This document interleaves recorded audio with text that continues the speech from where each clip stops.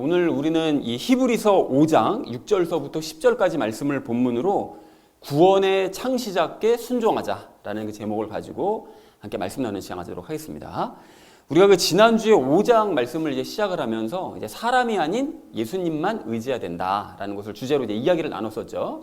그래서 관련된 두 가지 이야기 나눴었거든요. 첫 번째 나눴던 이야기가 무엇이었을까요? 사람을 의지하지 말자. 네, 그렇습니다. 과거 구약 시대 때는 대제사장이 반드시 필요하다고 그랬습니다. 하나님과 인간 사이에 중간 존재인 대제사장이 반드시 필요했는데, 그러나 이제는 더 이상 필요하지가 않다 그랬죠. 그래서 그 이유를 우리가 여러 가지를 살펴봤었고요. 이제 예수님 때문에 인간 대제사장보다 더 존귀한 위치, 또 더 존귀한 그런 우리 자격을 갖추게 된 우리는 더 이상 사람을 의지하지 말아야 된다. 대제사장뿐만이 아니라 어떤 사람도 의지할 필요가 이제 없다. 그러면서 우리가 예를 들었던 것이 요아스라는 왕이었습니다. 그 요아스가 처음에는 대제사장 여호야다를 잘 의지해서 선한 일을 많이 행했지만 나중에 나이 들어서 어떻게 됐다고 그랬죠?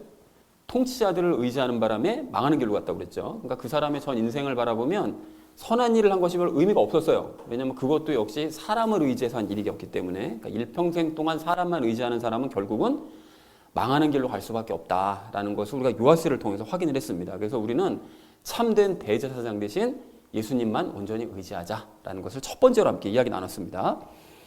자, 그런가 하면 우리 두 번째로 나눴던 말씀이 무엇이었을까요? 예수님만 의지하자. 네, 그렇습니다. 그 예수님을 지난주에 이렇게 바라보니까 이제 모든 조건에서 다 완벽한 이 대제사장 되신다라는 사실을 우리가 확인을 했었죠. 그래서 우리가 이제 예수님만 의지해야 되는 것이 이제 맞는데, 예수님만 의지한다는 것은 다른 말로 말씀만 의지한다는 것이라고 그랬고요. 그럼 말씀을 의지하려고 그러면 당연히 말씀을 알아야 되겠죠. 그럼 말씀을 알려면 당연히 말씀을 보고 듣는데 열심을 내야 된다고 그랬습니다. 그래서 다시 거꾸로 돌아가면 말씀을 보고 듣는데 열심을 내면 그 말씀이 우리 안으로 들어와서 영 안에 뿌리를 내리고, 뿌리를 내린 말씀이 점점 자라서 나무처럼 되면 비로소 그 나무에 의지하게 되는 거예요. 그래서 그 나무, 말씀이신 그 나무에 의지하게 되면 그게 곧 예수님께 의지하는 삶이 되는 것이다 라는 것을 지난주에 확인을 했었죠. 그러면서 예를 들었었던 사람이 히스기야였습니다. 그래서 히스기야는 어렸을 때부터, 그러니까 왕이 됐을 때부터 성경 말씀에 근거해서 통치했다고 그랬죠. 나라를 운영해가고 통치하고 제일 먼저 한 일이 성경 말씀에 근거해서 성전을 깨끗하게 만드는 일부터 시작했다고 그랬습니다. 그런데 그가 모든 사람들, 심지어 북이스라엘, 망해가는 북이스라엘 백성들까지 다 모아가지고 6월절 제사를 드렸을 때는 정작 보니까 말씀대로 이루어진 것이 하나도 없었던 것 같은 거예요.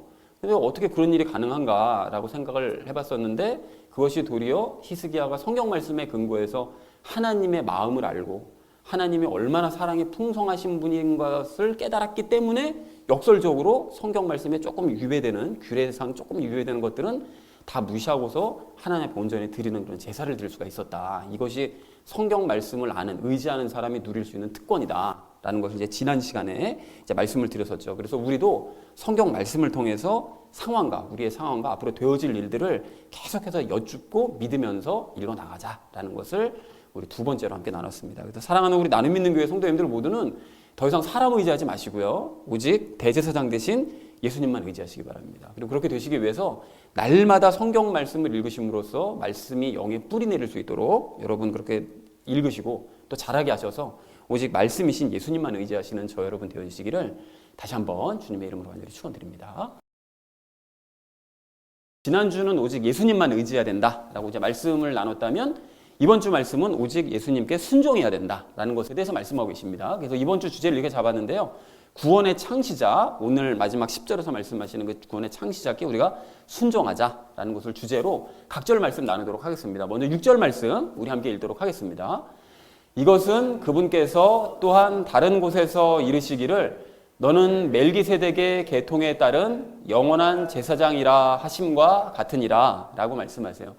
자, 이것은 이라고 얘기하시는데, 여기서 얘기하는 이것은 지난주 5절 말씀을 의미합니다. 지난주 5절 말씀 기억하세요? 하나님께서 예수님을 대제사장으로 세우셨는데 그 예수님을 뭐라고 부르셨다고 그러셨죠? 시편 2편 말씀에서 너는 내 아들이라 내가 오늘 너를 낳았다 라고 말씀하신 그 성부 하나님께서 예수님을 대제사장으로 이렇게 말씀하셨죠.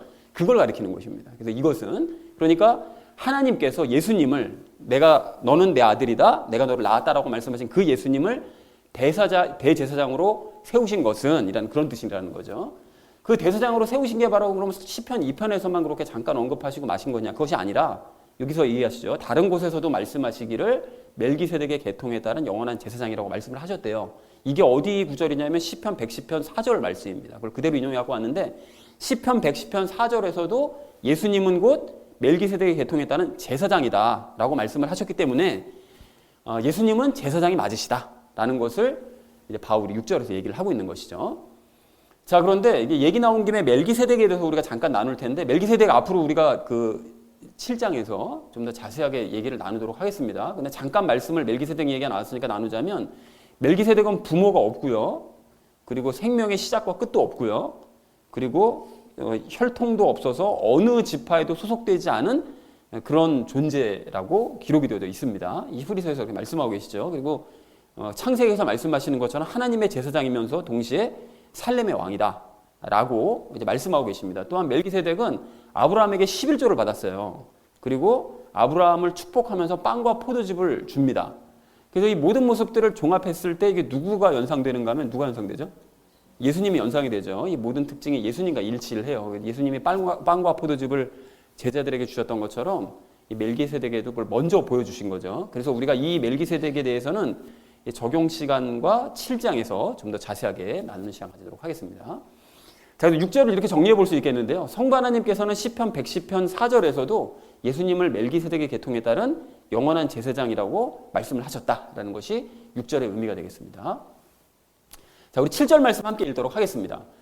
그분께서는 친히 육체로 거하던 때에 자기를 사망으로부터 능히 구원하실 분에게 강렬한 부르짖음과 눈물로 기도와 간구를 드리셨고 또 친히 두려워하셨으므로 하나님께서 들으셨느니라 라고 말씀합니다.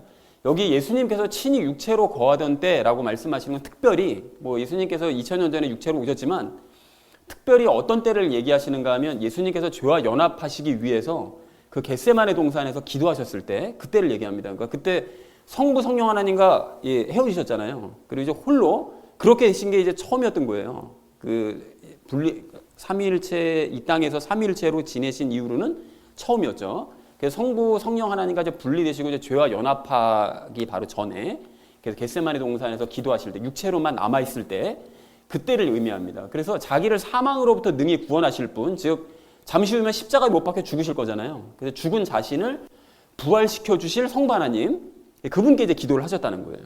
이제 죄와 함께 당신이 이제 죽으실 건데 그러면 다시 부활시켜 주실 바로 성부 하나님. 그런데 어떻게 기도하셨느냐? 강렬한 부르짖음과 눈물로 기도와 간구를 드리셨대요. 그러니까 예수님께서는 겟세마네 동산에서 누가복음에서 말씀하시잖아요. 땀이 피가 될 정도로 기도를 하셨다고 얘기하시죠. 그래서 항상 말씀드리지만 성화 같은 거 보면 겟세마네 동산 이게 예수님의 그림을 보면 바위에다 이렇게 팔을 얹으시고 막 조용히 기도하시잖아요. 그런 장면이 많죠. 그림이 다 거짓말입니다. 이 성경 말씀에 의하면 어떻게 한 거죠? 부르짖으면서 기도하셨다고요. 뒹굴면서 기도하셨다고요. 이 땀이 막 피가 될 정도로 막 괴로워하시면서 막 기도를 하셨던 거예요. 그러니까 울부짖으시면서.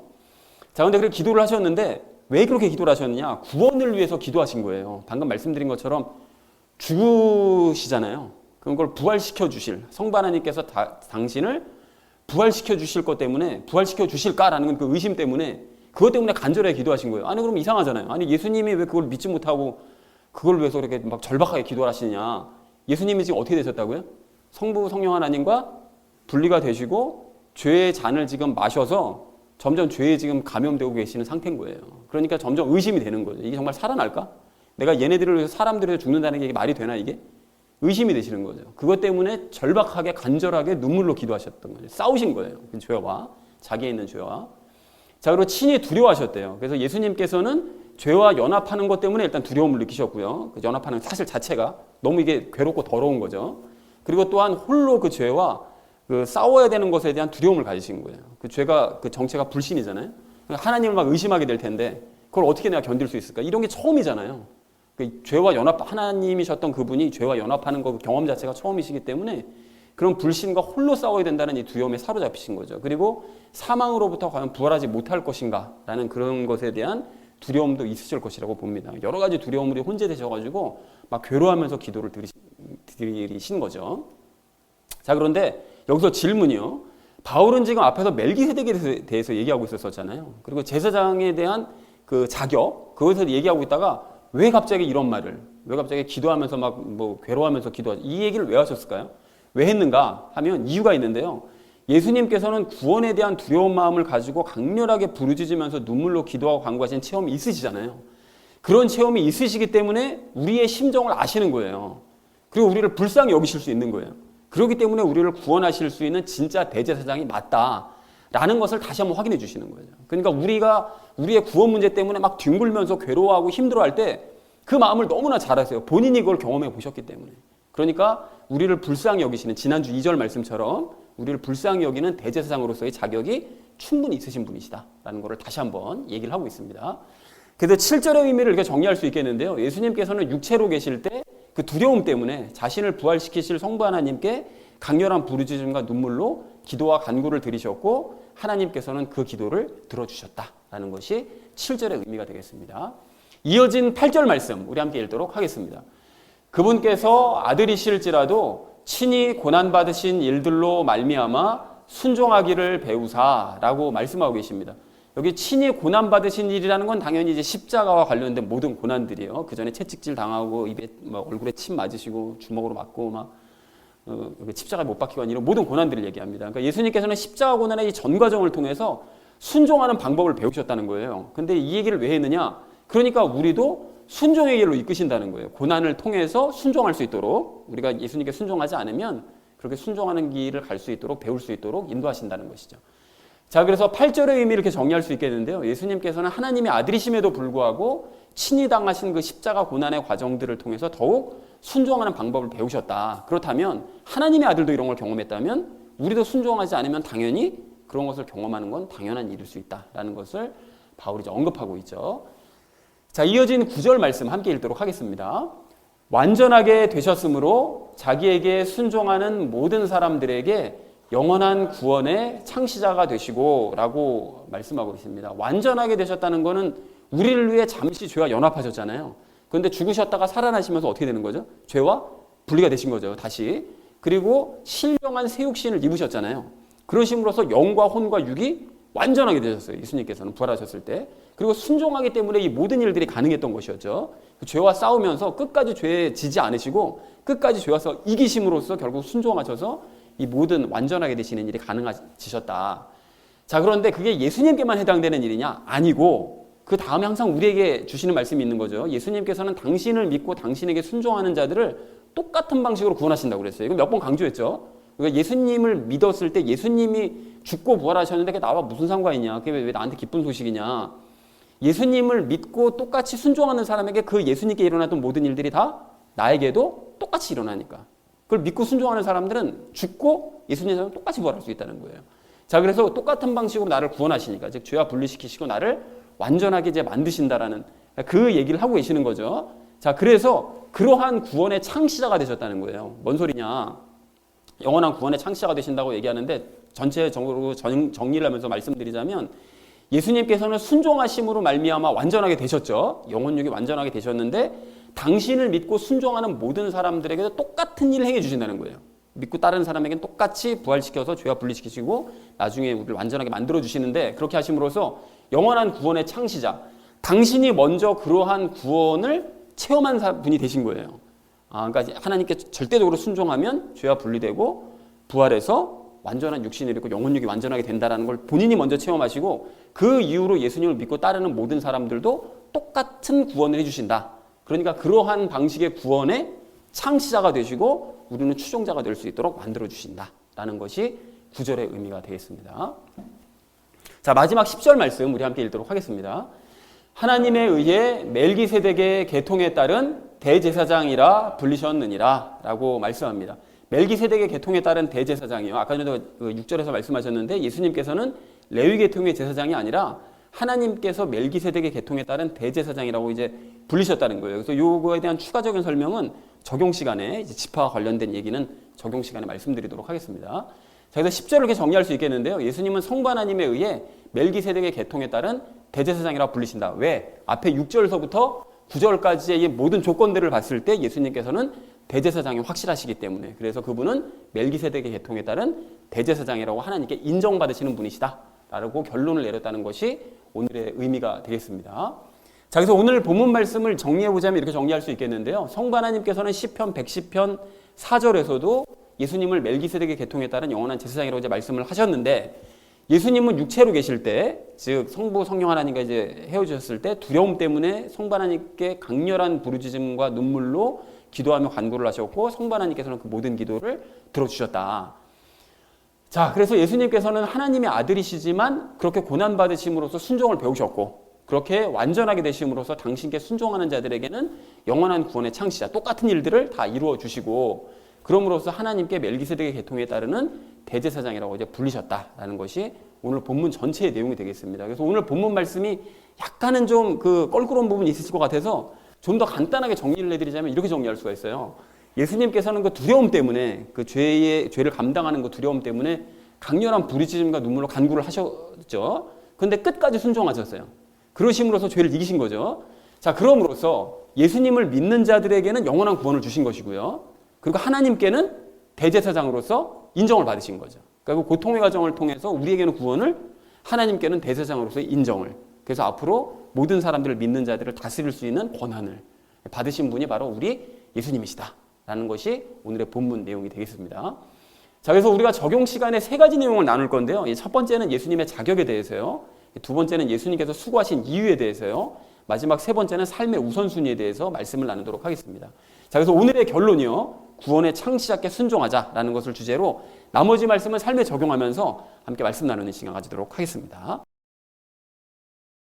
구원의 창시자께 순종해야 될 우리가 오늘 첫 번째로 함께 나눌 말씀은 예수님의 자격을 확인하자라는 것입니다. 여러분, 그 말씀을 나누기 전에 방금 말씀드린 제목이 좀 마음에 안 드실 수 있거든요.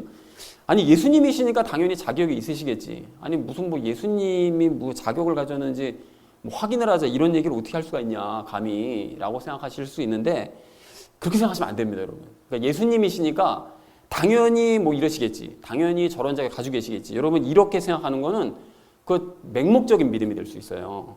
그러니까 예수님이 제사장이시라면 왜 제사장이라는 것이냐, 그리고 제사장으로서 자격을 갖추고 계신다면 왜 예수님이 정말 자격을 갖추고 계시다는 것이냐라는 이 모든 것들을 확인을 하시되, 성경 말씀에 근거해서 이 모든 것들을 확인을 해 두셔야 돼요. 그렇게 하실 때 그것이 바로 말씀에 근거한 믿음이 되는 거고, 그래야만 더욱 굳건한 믿음을 가질 수가 있어요. 그러니까 성경 말씀에 근거해서 믿음을 가져두지 않으면 나중에 다른 사람들의 어떤 얘기를 두고 갑자기 휘둘려가지고 그 말도 맞네, 이렇게 되는 거예요. 그러니까 성경 말씀에 근거해서 항상 확인을 해둬야 된다는 거죠. 그래서 아닌 게 아니라 성경에서 이미, 성경 자체에서 예수님의 자격에 대해서 이미 말씀을 하고 계세요. 여러분, 지난주 그 4절 5절 말씀을 좀 다시 보십시오.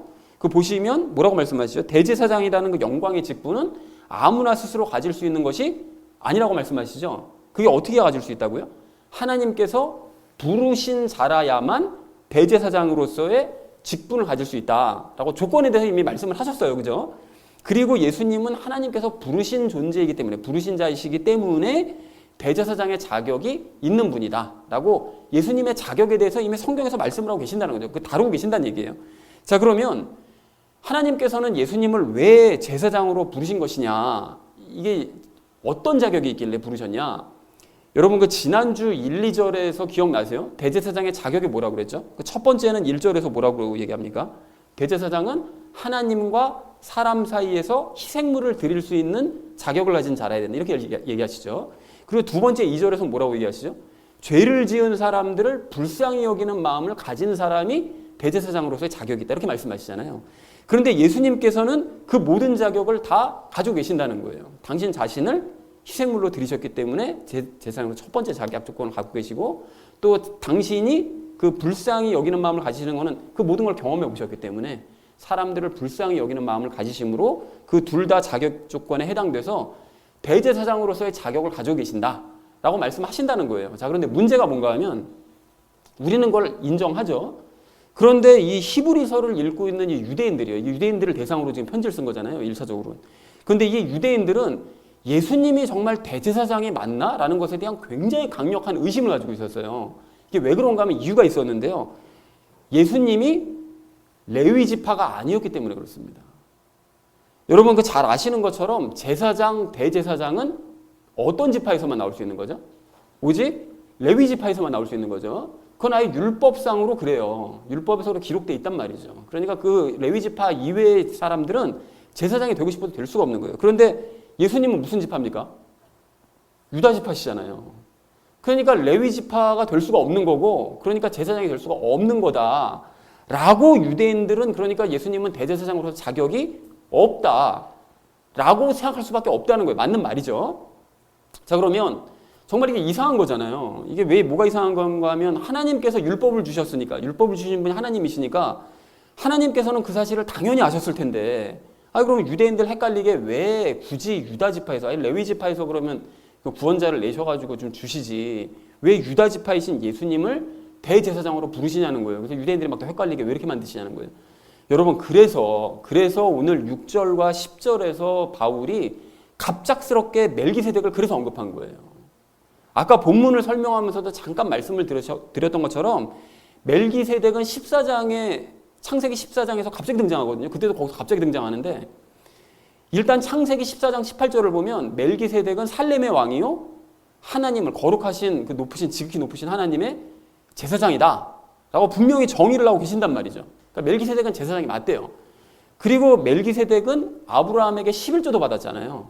그러니까 제사장만 11조 받을 수 있죠.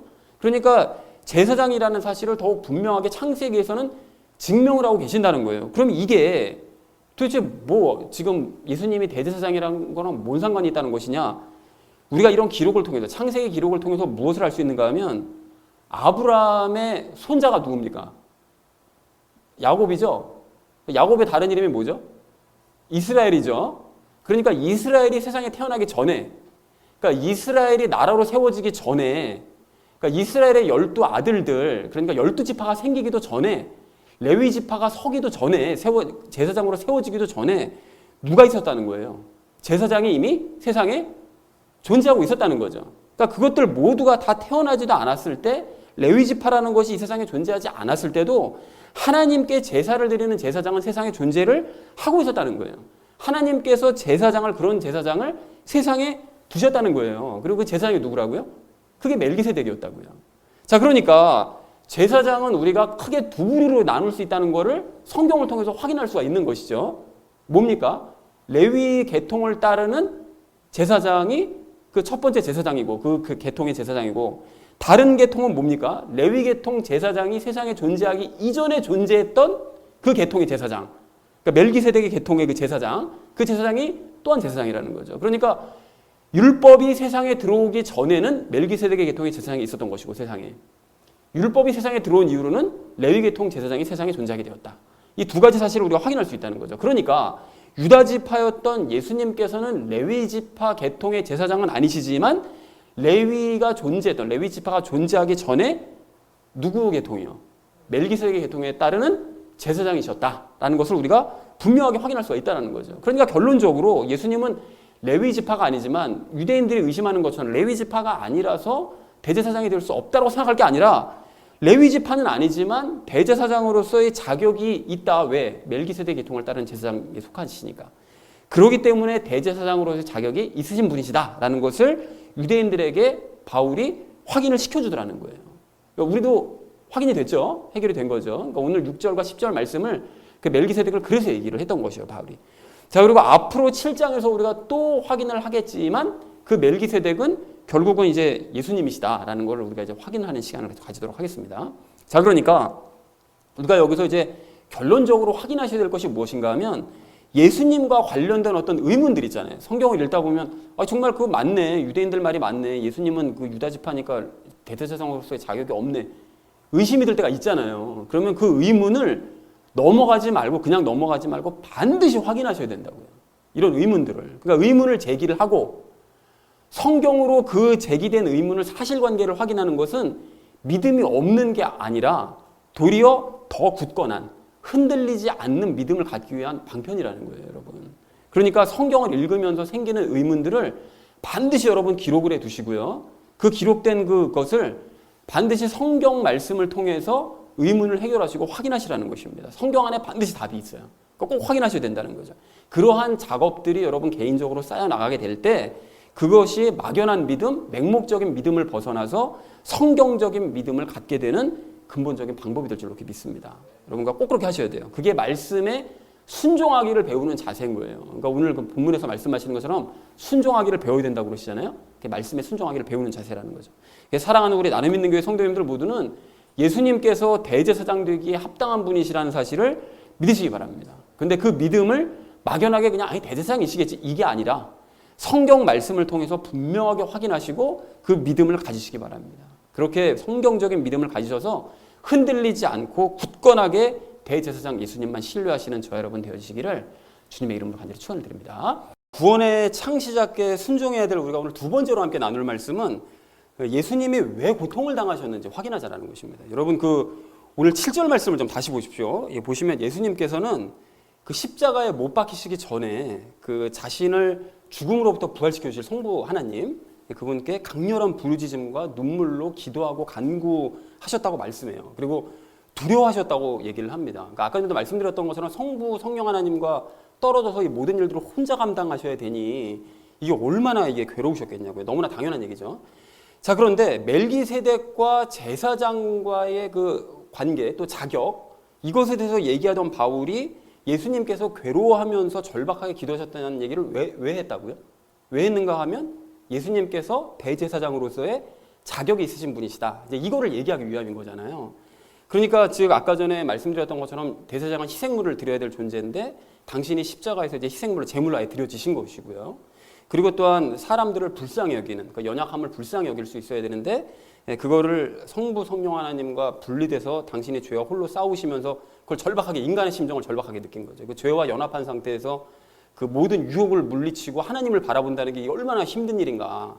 이거를 직접 체험해 보셨기 때문에 인간들을 불쌍히 여기시는 마음을 가지시는 분이시라는 거예요. 그러니까 지난주 1절, 2절 말씀 대제사장으로서 가져야 될 자격 조건을 예수님은 갖추신 분이시다라는 것을 말씀하기 위해서 이제 이 얘기를 한 것이죠. 오늘 7절 말씀을.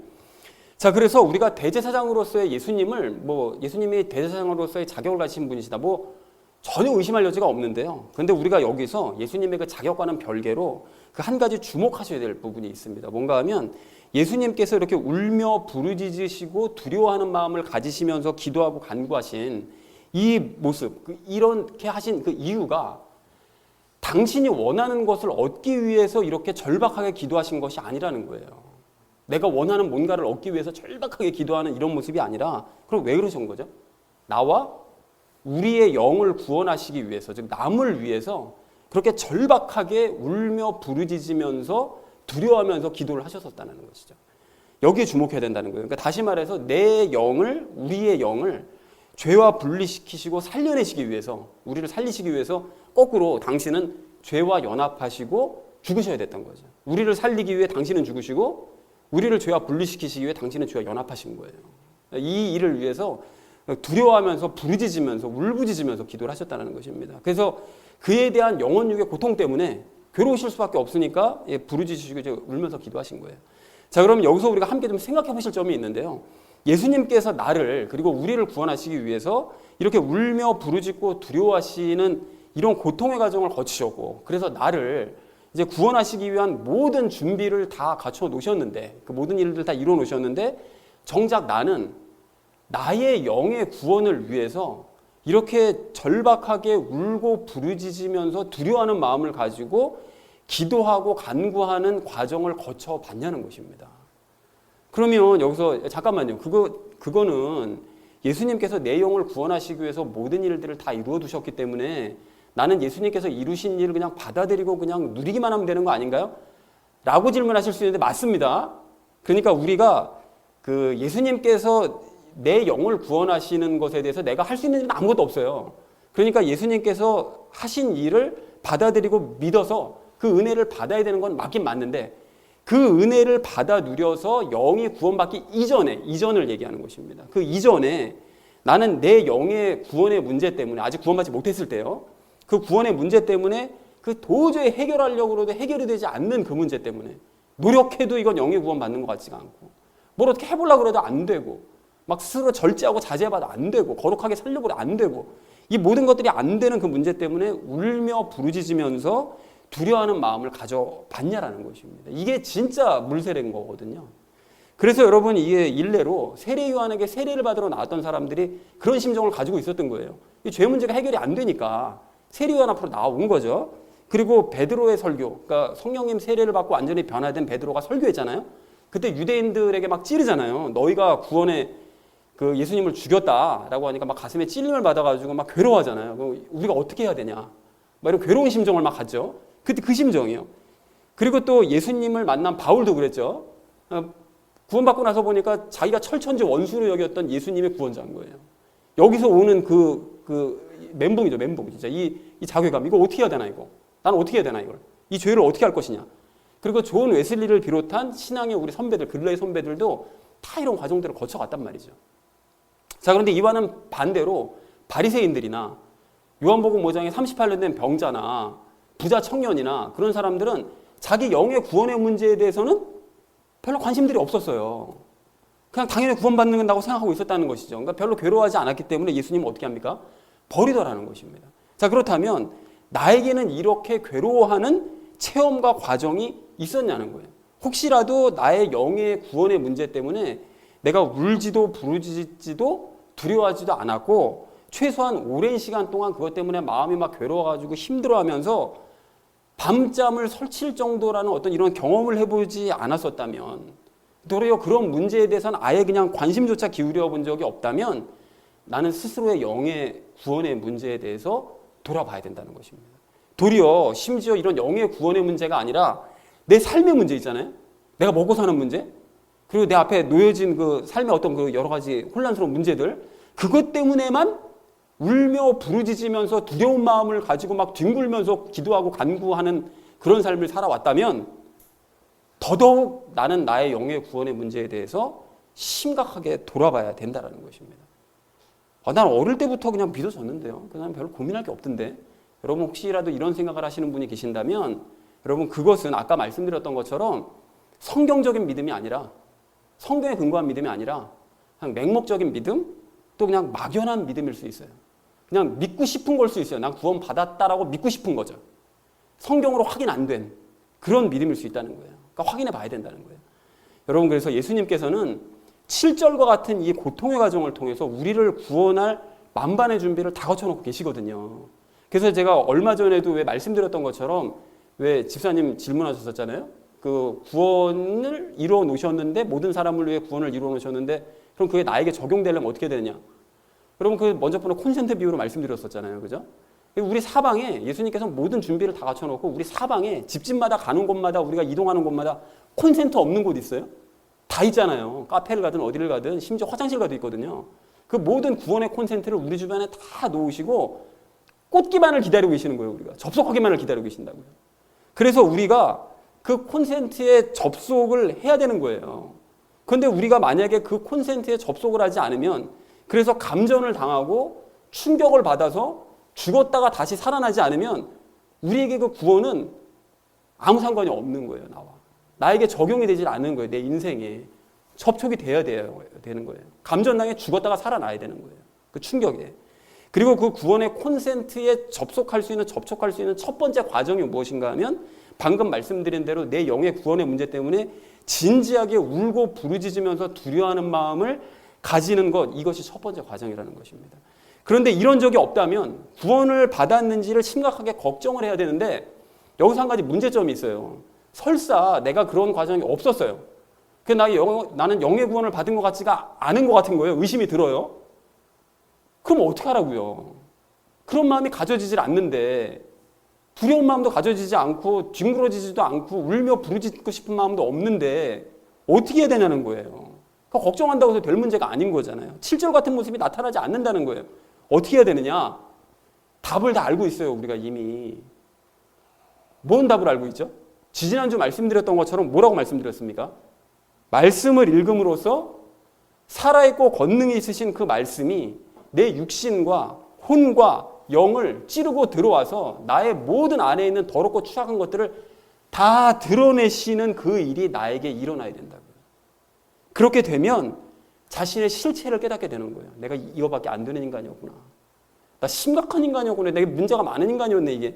이게 깨달아지고, 그렇게 되면 자연스럽게 울고 부르짖으면서 두려움으로 기도를 할 수 있게 된다는 것입니다. 그리고 그렇게 될 때 오늘 7절의 모든 상황을 다 체험해 보신 우리 예수님께서는 우리를 불쌍히 여기시면서 그 기도를 들으시고 우리를 구원해 주신다는 것이죠. 즉 9절의 말씀처럼 예수님을 그대로 따라하면서 순종하는 그런 모든 사람에게 영원한 구원을 주신다는 거예요. 아까 9절에서 말씀하시잖아요.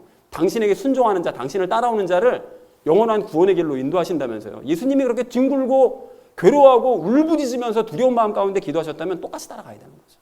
그렇게 순종하게 될 때 그 구원은 우리 것이 된다는 것입니다. 그래서 사랑하는 우리 나눔 믿는 교회 성도님들 모두는 자신의 비참한 실체를 반드시 깨달으시고 그것 때문에 울고 부르짖으면서 두려워하며 기도하시기 바랍니다. 그리고 그렇게 되기 위해서는 반드시 말씀을 지속적으로 먹으셔서 찔림을 받으시고 영과 죄가 나누어지게 되시기를 축복합니다. 그렇게 하셔서 예수님과 접속하여 영의 구원 받으시고 구원의 확신을 가지고 항상 기뻐하는 삶을 살아가는 저 여러분 되어주시기를 주님의 이름으로 간절히 축원을 드립니다.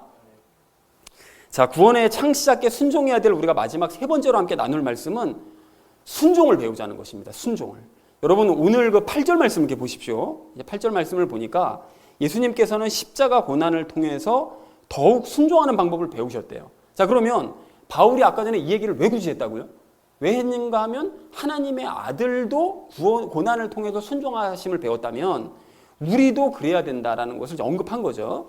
그리고 이어진 9절 말씀을 보니까요. 예수님께서는 당신에게 순종하는 모든 자들에게 구원을 주신대요. 그러니까 당신을 따라오는 모든 자들에게 영의 구원을 더 비롯해서 혼의 구원까지 이루어 주신다. 완전한 구원을 이루어 주신다는 거죠. 그런 의미에서 여러분 우리가 앞에서 이제 영의 구원을 돌아보자 이렇게 말씀을 나눴는데 이제 우리가 만약에 영의 구원을 받았다면 예수님께서는 그 이후로 우리에게 무엇을 원하실까요? 뭘 원하실까요? 예수님께서는 우리에게 특별히 원하시는 게 없어요. 그래서 여러분 이런 얘기 들어보셨잖아요. 그냥 예수님께서는 영의 구원을 받은 우리와 함께 살기를 원하신다. 그리고 우리가 모든 속박으로부터 자유해지기를 원하신다. 이런 얘기를 우리가 배워왔고 들어왔잖아요. 그래서 최종적으로 우리가 혼의 구원을 이룰 수 있도록 우리를 이루어 가신다. 이제 이런 얘기를 들어왔단 말이죠. 자, 그런데 이런 얘기를 자주 들어오셨는데 이 말씀에서 여러분 오해하지 마셔야 될 것이 무엇인가 하면 이 말씀은 영의 구원을 받은 이후로 우리가 예수님과 함께 살되 그냥 내가 마음대로 원하는 대로 살더라도 예수님께서 자유롭게 살아가도록 내버려 두신다. 이런 의미가 절대로 아니라는 거예요. 모든 속박으로부터 자유하게 살기를 원하신다 하니까 그러면 내가 살고 싶은 대로 자유롭게 살아도 된다는 것이로구나. 그걸 원하시는구나. 절대로 아니라는 거예요. 오해하시면 안 됩니다. 그 말씀을. 여러분 예수님께서는 우리와 함께 살기를 원하시되 그냥 대충 살기를 원하시는 것이 아니라 오늘 8절에서 말씀하시는 것처럼 예수님께 순종하며 살기를 원하시는 거예요. 예수님도 그러셨으니까요. 성부 하나님께 순종하며 사셨으니까 우리도 그렇게 살기를 원하시는 거예요. 그리고 우리가 속박으로부터 자유롭게 되기를 원하신다고 그랬는데 그것은 우리가 마음대로 아무렇게나 살기를 바라신다는 뜻이 아니고요. 그 반대 의미예요. 무슨 소리냐? 우리가 그 전에 예수님 영의 구원을 받기 전에 무엇에 속박되어 살았는가 하면 가만 생각해 보세요, 여러분. 세상 삶에 속박되어 살아왔어요. 세상에게 너무 얽매여 살아왔다고요. 그러니까 세상 삶에 속박된 그 삶을 하나하나 벗어서 자유로워지고 그래서 이제는 세상 왕국에 속박된 삶이 아닌 하나님의 왕국에 관심을 두고 하나님의 왕국 삶을 더 열심히 살아내는 그런 삶을 살아가게 하신다는 그런 의미라는 거예요. 속박에서 우리가 벗어나서 자유롭게 되기를 원한다는 것은 네 마음대로 살아라가 아니라 세상 삶에서 벗어나서 하나님의 왕국의 메인 삶을 살아라 이런 의미라는 거죠. 그래서 우리가 혼의 구원을 이루어갈 수 있도록 도우시는 거예요. 자, 그래서 좀 더 정확하게 말씀드리면 아직까지도 우리가 세상 왕국에 미련을 가지면서 살고 세상 왕국에 대한 욕심을 가진 것들이 있기 때문에 우리 예수님께서는 그걸 다 내려놓게 하신다라는 거예요. 그리고 그게 그래야만 우리가 자유로워질 수 있고 혼의 구원을 이루는데 관심을 가지죠. 여전히 세상 삶에 막 우리가 얽매여가지고 그냥 그 삶에만 관심을 가지는데 그런 사람을 어떻게 이끌어가지고서는 거룩한 삶을 살고 예수님을 닮은 삶 안 되잖아요, 이게. 생각해보면 그렇잖아요. 우리가 그러니까 세상 삶도 붙잡고 거룩해지기도 하고 이런 일이 불가능하거든요. 그러니까 사실은 자유로워진다는 게 이걸 버리고 거룩한 삶을 살아라. 이걸 말씀하셨다라는 사실을 비로소 깨달을 수 있다는 것입니다. 깨달아야 되는 거예요, 여러분. 자, 그래서 간단한 예로 여러분 지난주 금요일 큐티 말씀 한번 생각해 보십시오. 지난주 금요일 큐티에 본문에 누가 등장했는가 하면 엠마오로 가는 그 두 제자 있었었잖아요. 그죠? 근데 엠마오로 가는 그 두 제자가 한 명은 글로바고 다른 한 사람은 그의 아내로 추정이 됩니다. 그래서 글로바가 예수님의 그 육신적 이모부였잖아요. 그죠? 그 아내가 이제 이모였고. 자, 그런데 왜 그 사람들이 이렇게 고향으로 내려가면서 실망하면서 낙심하면서 고향으로 내려갔느냐? 왜 그랬죠? 왜 그랬는가 하면 자기들이 원하는 대로 세상이 안 돌아가니까 그게 너무 답답하고 싫고 괴로우니까 그래서 내려간 거예요. 뭔 소리입니까? 자기들이 지금 인생을 누구에게 올인했습니까? 예수님께 올인했죠. 예수님께 올인해서 계속 따라다녔어요. 3년 동안. 그래서 바랐던 게 뭐예요? 예수님께서 멋들어지게 로마를 확 무너뜨려버리고 이 유대를 최고의 나라, 세상에서 제일 살기 좋은 나라, 그런 나라로 만들어줄 거를 기대하면서 예수님 열심히 따랐는데 도리어 거꾸로 로마가 예수님을 잡아 죽여버리네요. 예수님이 로마를 죽일 줄 알았는데 로마가 예수님을 죽여버린 거예요. 그렇게 되니까 이제 앞으로 유대는 어떻게 되는 거죠? 지금보다 더 살기가 힘들어진 나라가 되는 거죠. 그렇게 될 거라고 예상이 되는 거예요. 아, 더 살기 힘들어지겠구나 앞으로. 그러니까 온갖 실망과 낙담 가운데 고향으로 돌아가 버린 것입니다. 그러니까 모든 기대와 소망 다 버리고 아유 이제 고향으로 돌아가 살자. 그냥 결심하고 내려가 버린 것입니다. 뭘 할 수 있는가 하면 이 상황에서 뭘 할 수 있는가 하면 그들은 3년 동안 예수님 열심히 따라다녔어요. 예수님께 들은 말씀이 한두 가지가 아니라는 거죠. 예수님 말씀도 열심히 다 들었어요. 근데 그 해석을 전부 이제 로마를 물리칠 것이라고만 해석해서 그렇지 듣기는 열심히 들었다고요. 그런데 여전히 이 사람들 마음 가운데 뭐가 남아 있습니까? 자기 삶, 자기 계획, 이게 우선인 거예요. 그러니까 그게 무너져 버리니까 가버리는 거죠. 예수님 떠나서. 근데 그러다가 예수님 만나가지고 꾸중 듣잖아요. 너희 참 답답하다. 어떻게 이렇게 더디고 이렇게 무디냐. 어떻게 말씀을 못 깨닫냐. 꾸중 듣고 난 다음에 말씀에 귀를 기울이잖아요. 그 말씀에 귀를 기울이고 말씀을 깨닫고 나니까 그 사람들이 그 두 부부가 어떻게 되죠?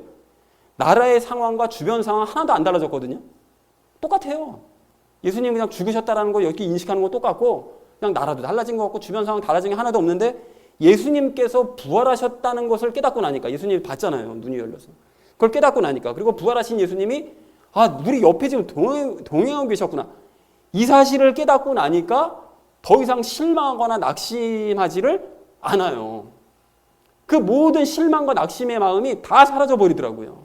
도리어 말씀 때문에 막 마음이 뜨거워져가지고 이 부활하신 예수님을 전하지 않을 수가 없다 해가지고 갔던 길을 다시 거슬러서 예루살렘으로 다시 돌아가잖아요. 그죠? 그러니까 속박에서 벗어나서 그 짧은 순간 동안 세상에 매여있던 그 속박에서 벗어나서 진짜 자유해진 거예요. 이런 역사가 일어난 거죠. 그런데 이와는 반대되는 예도 있죠. 누가복음 14장의 그 잔치 비유를 보면 그 어떤 사람이 잔치에 초대한 사람들을 다 이제 오라고 부르잖아요.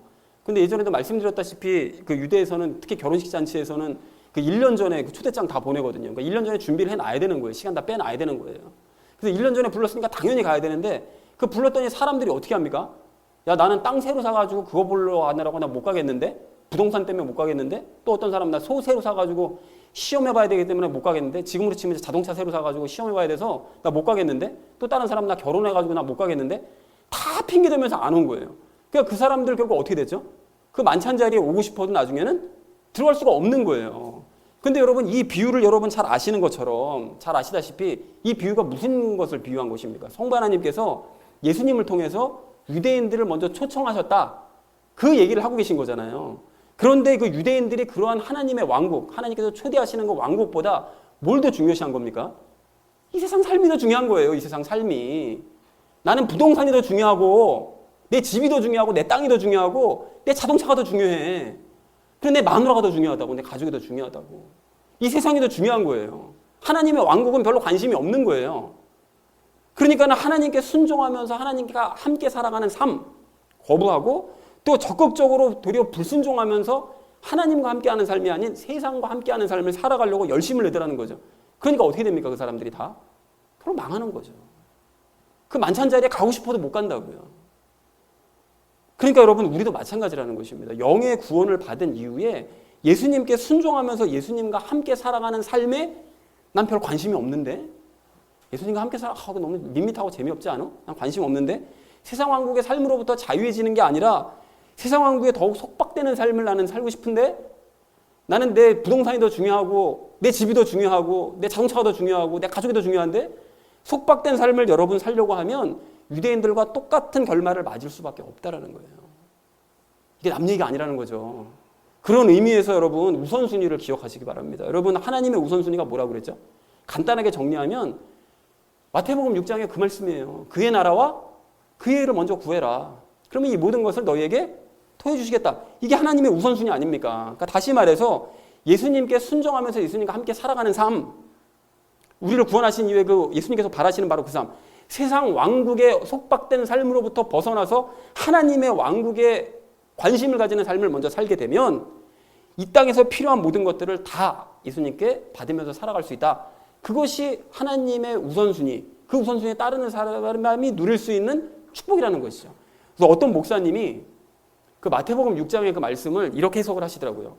공중나는 새를 봐라. 들에 있는 백합화 봐라. 그들 먹을 거 마실 거 뭐 그런 거 구하지 않아도 다. 이 얘기를 하시는데 갑자기 그 말씀이 단순한데도 확 마음에 와닿던 게, 야, 공중나는 새가 하나님께 기도하는 거 봤어? 먹을 거 달라고? 당연히 말을 못하네. 기도 못하겠죠. 그리고 들에 있는 꽃을 봐라. 걔네들이 좋은 옷 입혀달라고 하나님께 기도하는 거 봤어? 기도 안 하잖아. 그럼에도 불구하고 하나님께서 그들 먹을 거 챙겨주시고 더 솔로몬이 입었던 옷보다 훨씬 더 좋은 옷 입혀주시지 않냐. 그렇게 말씀하시더라고요. 갑자기 마음에 화가 나는 거예요. 그런데 여러분 여기서 한 가지 더 생각해 보실 게, 예수님과 연합해서 거듭난, 예수님을 모시고 있는, 그래서 대제사장보다 더 존귀한 존재가 된 게 우리라면서요. 그럼 이렇게 존귀한 존재가 된 우리가 공중에 날아가는 새 누구나 신경이나 하나 써요? 동네 비둘기 누구 하나 신경 씁니까? 그리고 길거리 지나다니면서 보는 거 꽃 이쁜 거 아니고 그냥 길거리에 그냥 아무렇게 흐드러지게 펴지는 것들 신경도 안 쓰잖아요. 그런데 그런 것들조차, 우리보다 한참 하찮은 것들조차 하나님 앞에 그런 부분에 대해서 기도를 하지 않는다면 그것들보다 훨씬 존귀한 우리가 먹을 거 주세요. 마실 거 주세요. 입을 거 주세요. 살집 주세요. 이거 가지고 간절하게 울고 부르짖으면서 여러분 간구하고 기도한다면 오늘 예수님 기도하시는 것처럼 방향이 완전히 다른 방향으로 그걸 위해서 울부짖으면서 여러분 기도를 한다면 이거 진짜 안 될 일 아닙니까? 이거 그것들은 그런 걸 위해서 기도하지 않는데 우리 존귀한 존재가 된 우리가 그거를 위해 기도한다면 이거 문제 심각한 거잖아요. 여러분 우리가 간절하게 구해야 될 것은 이 세상 삶을 위한 기도가 아닙니다. 첫 번째로 간절하게 구해야 될 것은 내 영을 위한 기도여야 되는 것이고요. 그 이후로는 예수님께 순종하면서 예수님과 함께 살아가는 삶을 위한 기도여야 되는 것이고요. 그 다음에는 세상의 삶으로부터 자유해져서 내가 하나님의 왕국 삶에 올인하는 삶을 살기 위한 기도가 되어야 된다는 것입니다. 그리고 다시 오실 예수님 기억하면서 내가 어떻게 하면 열매를 맺을 수 있을까? 이 기도에 우리가 부르짖으면서 울면서 두려워하면서 간구하고 기도해야 되는 것이 우리가 기도해야 될 마땅한 모습이라는 거예요. 그런데도 이러한 사실을 망각하거나 외면하고 여전히 불순종하면서 세상 삶으로부터 자유해지지 않는다면 예수님께서는 우리에게 기회를 주시겠죠. 어떤 기회 주십니까? 오늘 8절에서 당신이 경험한 것처럼 고난을 통해서 순종의 기회를 주신다는 것이죠. 여러분 그런 의미에서 이스라엘 백성들 전 역사를 여러분 마지막으로 한번 생각해 보십시오. 이스라엘 백성들의 광야 생활은 말할 것도 없고요. 그 사람들이 가나안에 들어간 이후에 곧바로 하나님 배신했잖아요. 그리고 그 사사시대요. 그리고 왕을 세운 이후 왕정시대를 여러분 한번 생각해 보세요. 그때 여러분 그들이 그렇게 가나안 땅에 들어갔을 때 하나님께서 대전제로 말씀하신 게 있어요. 너희가 내 말에 귀를 기울이고 내 말을 너희가 실천하잖아? 그러면 너희가 세상에서 어떻게 살아가는지에 대해서는 걱정하지 마. 내가 다 해결해 줄게. 분명히 약속하셨거든요. 시작서부터. 모든 시대마다 약속을 해주셨다고요. 근데 그것이 예나 지금이나 불변이라고요. 그건 똑같아요. 원칙이. 너희가 먼저 말씀을 귀담아 듣고 말씀 읽는데 열심을 내고 그 말씀대로 살아가는 일 열심 내면 너희가 먹고 사는 일은 신경 쓰지 마. 내가 다 해결해 줄게. 이거예요. 그런데 이스라엘 백성들이 어떻게 합니까? 그런 말씀에 전혀 귀를 기울이지 않습니다. 계속 불순종해요. 세상에 열심히 속박된 삶을 살아갑니다. 세상만 말하면 살아가는 거예요. 그렇게 했더니 하나님께서 어떻게 하십니까? 고난을 통해 순종할 기회를 주세요. 주변에 있는 민족들을 다 쳐들어오게 하시더라고요. 나라를. 세상 삶에 속박된 삶을 사니까 세상 삶을 더 힘들고 어렵게 만들어버리시는 거예요. 더 속박되게 만들어버리시는 거예요. 누가 이기나 한번 보자. 끝까지 한번 가봐 그러면 한번. 이렇게 되는 거예요. 그러니까 이스라엘 백성들이 어떻게 했느냐. 하나님께 구원을 요청하긴 합니다. 그런데 그 요청하는 게 너무 답답해요. 코앞에 있는 문제만 해결해달라고 그런다고요. 모압이 쳐들어왔어요. 큰일 났어요. 암몬 쳐들어왔어요. 큰일 났어요. 블레셋 쳐들어왔어요.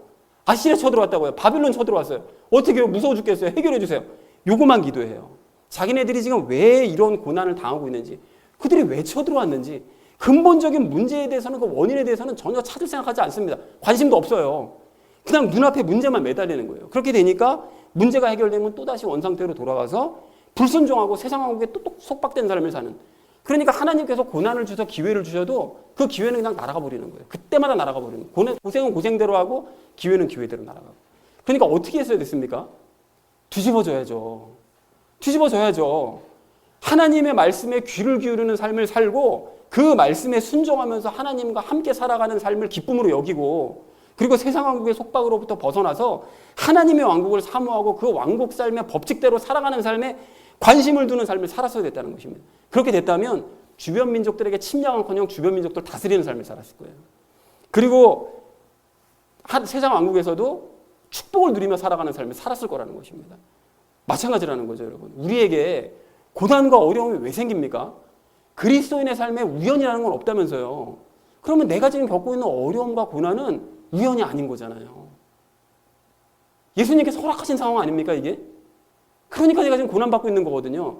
물론 이 고난의 원인이라는 게 여러 가지 이유가 있을 수 있겠지만 한 가지 분명한 것은 우리가 불순종하고 예수님과 함께 살아가는 삶에 전혀 만족하지 않고 세상 왕국에 속박된 삶, 하나님의 왕국엔 별 관심도 없고 세상 왕국만 관심을 가지고 거기서 어떻게 살아갈까 이것만 고민하면서 살아가면 하나님께서는 틀림없이 고난을 통해서 우리에게 순종할 기회를 주신다는 거. 그건 확실한 거예요. 그건 확실한 거예요. 그럴 때 여러분 우리가 모압 쳐들어왔네. 암몬 쳐들어왔네. 블레셋 쳐들어왔네 이거.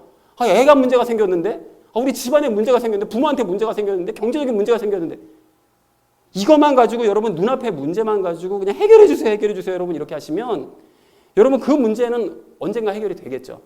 근데 그거 다음에 또 다른 큰 문제가 또 기다릴 수밖에 없다라는 것입니다. 어떻게 해야 됩니까 여러분? 우리가 언제까지 이스라엘 백성들처럼 눈앞에 문제 있는 그 암몬과 모압과 블레셋 문제만 가지고서 우리가 기도를 하고 그거 해결해 달라고 우리가 기도를 해야 되겠느냐고요. 고난을 통해서 그렇게 되면 순종을 전혀 배우지 못하는 것이거든요. 근본적인 문제를 해결해야 된다는 것입니다. 여러분 삶의 문제가 어려움이 해결되기를 원하십니까? 여러분 그렇다면 엠마오로 갔던 제자들처럼 하나님의 말씀을 통해서 눈이 열리게 되시기를 축복합니다.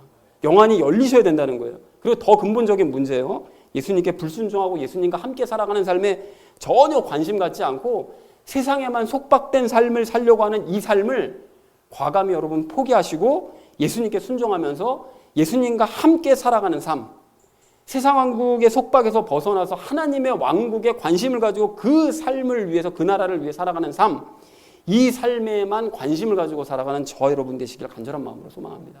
그렇게 그의 나라와 그의 의를 먼저 구하심으로써 근본적인 문제를 여러분 해결받으시고 그래서 삶에 필요한 모든 것들을 더해주시는 하나님의 손길을 체험하는 우리 모두가 되기를 정말 간절한 마음으로 소망합니다. 그렇게 해야 열매 맺는 여유도 가질 수 있다는 것이죠. 사랑하는 우리 나눔 믿는 교회 성도님들 모두는 고난을 통해서 순종하는 방법을 배우심으로써 삶의 우선순위가 뒤바뀌어지시기를 축복합니다. 그런데 더 축복하는 것은 고난을 아예 겪지 않고 미리 순종하셔서 이 모든 것들이 삶의 우선순위가 뒤바뀌게 되시기를 더더욱 축복합니다. 그리고 그렇게 되기를 원하신다면 성경을 읽으셔서 엠마오로 가던 제자들처럼 이스라엘 백성들을 통해 간접 경험을 하심으로써 예수님께 순종하며 예수님과 동행하는 삶, 세상 왕국의 속박에서 벗어나서 하나님의 왕국 삶에서 기쁨으로 살아가는 저와 여러분 되어지시기를 주님의 이름으로 간절히 축원을 드립니다. 구원의 창시자께 순종하자라는 것을 주제로 말씀 나눴는데요. 예수님의 자격을 확인하자라고 첫 번째로 먼저 이야기 나눴었죠. 예수님을 무조건 믿는다고 말하는 것은 막연한 믿음, 또 어떤 믿음이 될 수 있다.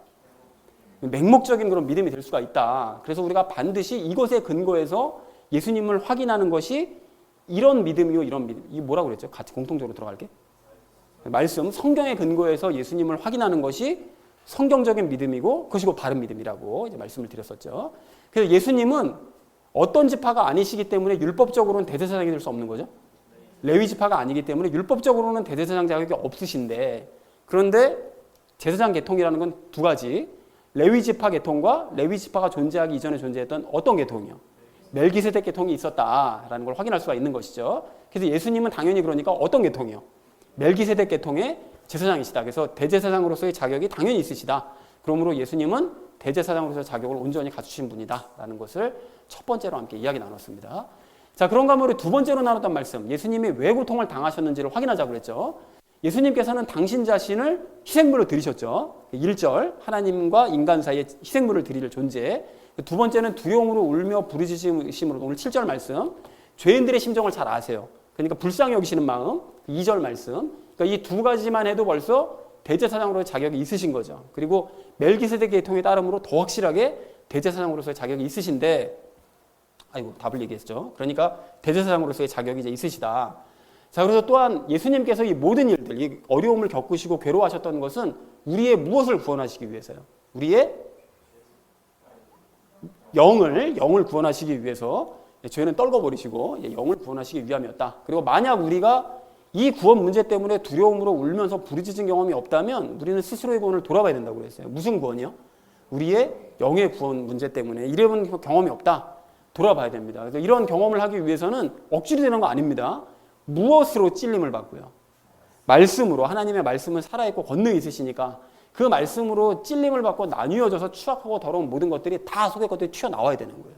그래야 비로소 우리가 예수님처럼 울며 부르짖으며 기도할 수가 있게 되는 것이죠. 그리하여 영의 구원을 받고 확신 안에 거하자라는 것이 우리 두 번째 나눴던 말씀이었습니다. 마지막 세 번째로 우리 나눴던 것이 순종을 배우자고 했죠. 자, 예수님께서는 영의 구원을 받은 우리가 예수님께 순종하며 함께 살면서 모든 속박으로부터 어떻게 되기를요?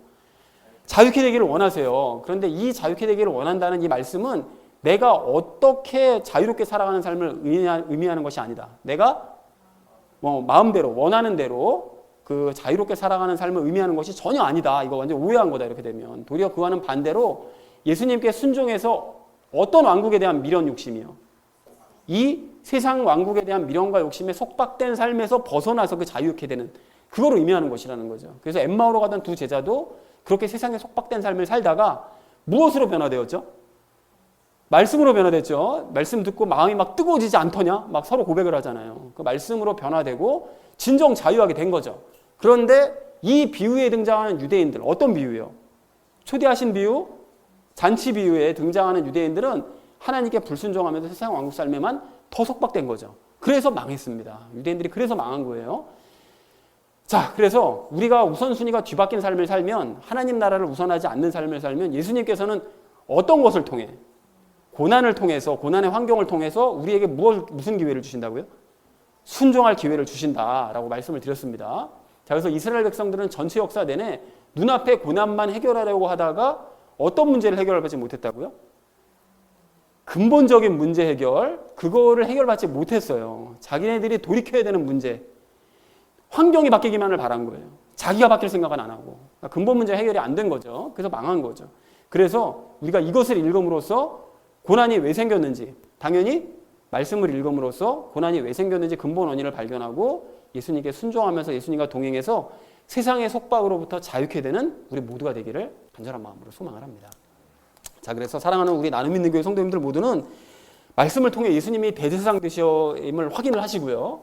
또 말씀을 통해서 이 영의 구원을 위한 간절한 마음을 가지시기 바랍니다. 또한 말씀을 통해서 이 세상의 속박으로부터 벗어나서 진정 하나님의 왕국에 관심을 가지면서 예수님과 함께 자유롭게 살아가는 저와 여러분 되어주시기를 주님의 이름으로 간절히 축원을 드립니다.